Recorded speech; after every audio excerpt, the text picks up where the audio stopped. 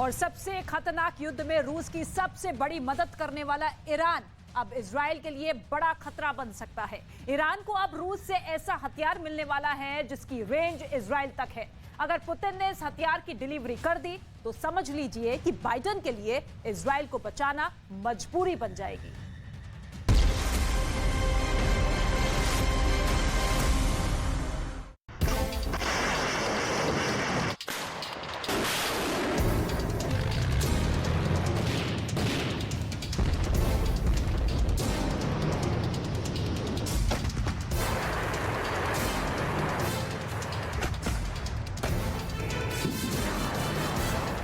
अड़तालीस घंटों में ऐसा क्या हो गया, लगा जैसे दुनिया पलट गई।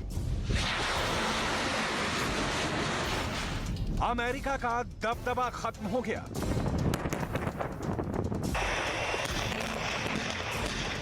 जिस युद्ध के टारगेट पर 3 देश थे, उसमें 2 की दोस्ती ने तीसरे को खतरे में डाल दिया। अब रिपोर्ट आई है कि एक फाइटर जेट की डील ने यूक्रेन से भी खतरनाक युद्ध की बुनियाद रख दी है।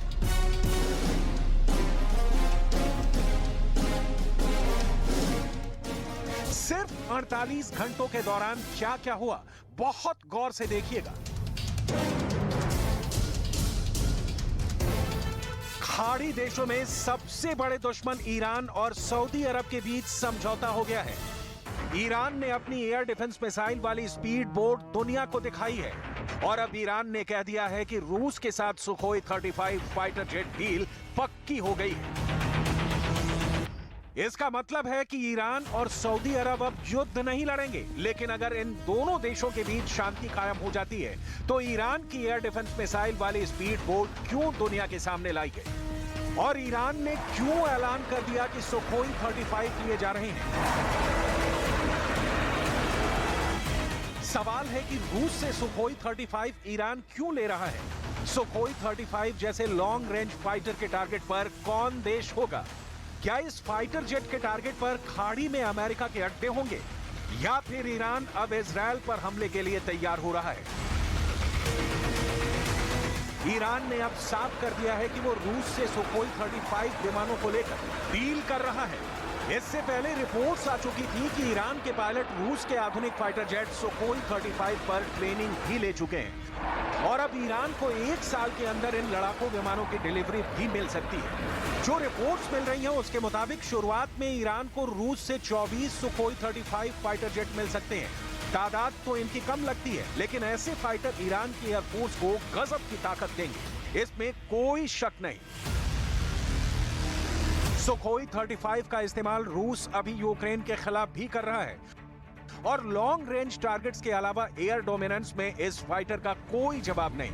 इस फाइटर जेट के मुकाबले में यूक्रेन के पास भी कुछ नहीं है और इसे रोकने के लिए ज़ेलेंस्की फिलहाल नाटो से मिले एयर डिफेंस सिस्टम पर ही निर्भर है। इसीलिए सुखोई 35 और इसकी एयर पावर की कुछ खास बातें जान लीजिए, आपको इस वेपन सिस्टम के टारगेट समझ में आ जाएंगे।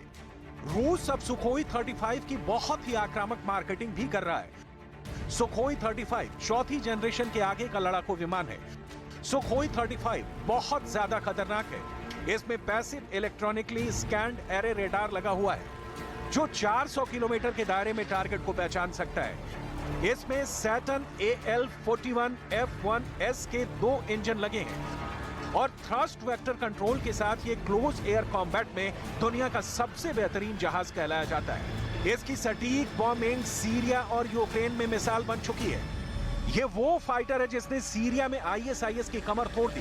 ये वो लड़ाकू विमान है जिसे पुतिन का अहंकार बताया गया, जिस फाइटर को दुनिया की कई एयरफोर्स खरीदना चाहती है।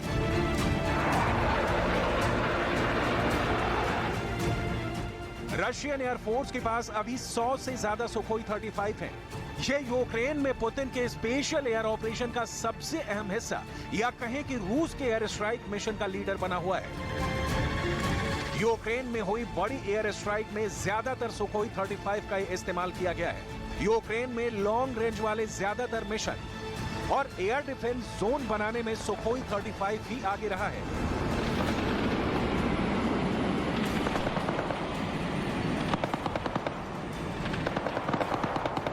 यूक्रेन में मिली ऐसी तमाम कामयाबी, ऐसे मिशन हैं जिसमें जेलेंस्की का पूरा एयर डिफेंस सिस्टम सुखोई 35 जैसे जहाजों के जरिए पुतिन ने खत्म किया है। पूरी दुनिया में इनकी डिमांड बढ़ने लगी। यही वजह है कि सुखोई 35 के फैंस में सबसे बड़ा नाम ईरान का है। इसके खरीदारों की लिस्ट बड़ी हो रही है। हालांकि जेलेंस्की ने इस फाइटर को बहुत बदनाम करने की कोशिश की है। यूक्रेन का दावा है कि उसने अब तक रूस के 24 सुखोई 35 को मार गिराया है। वो एयर डिफेंस मिसाइल का भी टारगेट बने और यूक्रेन के विमानों ने उन्हें एयर कॉम्बैट में मार गिराया। सुखोई 35 को रूस की वायुसेना में लगातार शामिल किया जा रहा है। ऐसे कई जहाज पूर्वी रूस के कोमसोमोल्स्क में अमूर एयरक्राफ्ट फैसिलिटी में तैयार हो रहे हैं। 2024 तक रूस की एयरफोर्स को ऐसे 30 और जहाज दिए जाने की तैयारी हो रही है। कहा जा सकता है कि रूस का यह जहाज बहुत स्पेशल है। चीन अब तक सुखोई 35 का सबसे बड़ा ग्राहक रहा है। उसके पास ऐसे 24 जहाज हैं। अब ईरान के पास ये फाइटर जेट आएगा तो जाहिर है ईरान ज्यादा ताकतवर बनेगा और इसकी बड़ी वजह रूस ही है, क्योंकि आज वो ईरान को अपना सबसे खतरनाक फाइटर जेट देने को तैयार है। देखा जाए तो चाहे फाइटर जेट हो या फिर ड्रोन, रूस और ईरान ने अपने रिश्तों को बहुत शातिराना तरीके से ढककर आगे बढ़ाया है। यूक्रेन युद्ध में पुतिन इतनी तबाही कभी नहीं मचा पाते अगर ईरान ने रूस की मदद ड्रोन देकर ना की होती। इसीलिए यूक्रेन में रूस के ईरानी ड्रोन बहुत बड़ा मैसेज लगातार देते रहे हैं। इससे साफ जाहिर है कि रूस और ईरान के बीच रिश्ते बहुत ही सीक्रेट रहे हैं। यही वजह है कि ईरान और रूस के बीच संबंधों से अमेरिका बौखलाया हुआ है। एक तरह से अब पुतिन ने युद्ध वाला कंट्रोल ईरान में शिफ्ट कर दिया है। अब ईरान और सऊदी अरब के समझौते या कहें कि तनाव कम होने से दो देशों को सबसे बड़ा नुकसान होने वाला है। इनमें से जाहिर है कि एक अमेरिका है और दूसरा इजराइल है। इजराइल को उम्मीद रही है कि ईरान को एक साझा दुश्मन साबित करके वो सऊदी अरब की तरफ दोस्ती का हाथ बढ़ा सकता है। लेकिन अब ईरान और सऊदी अरब का समझौता इजराइल के ख्वाब पर पानी फेर सकता है, क्योंकि सऊदी अरब नहीं चाहेगा कि ईरान से उसके सुधरे हुए संबंध इजराइल की वजह से फिर खटाई में पड़े। सऊदी और ईरान के समझौते के बीच में जो बड़े मुद्दे रहे हैं वो पूरे पश्चिम एशिया में वर्चस्व की लड़ाई रही है। अगर इसमें सीरिया, यमन और इराक पर बात हुई तो जाहिर है कि इजराइल से संबंधों का मुद्दा ईरान ने जरूर उठाया होगा। ईरान नहीं चाहेगा कि सऊदी अरब और इजराइल के बीच संबंध स्थापित हो।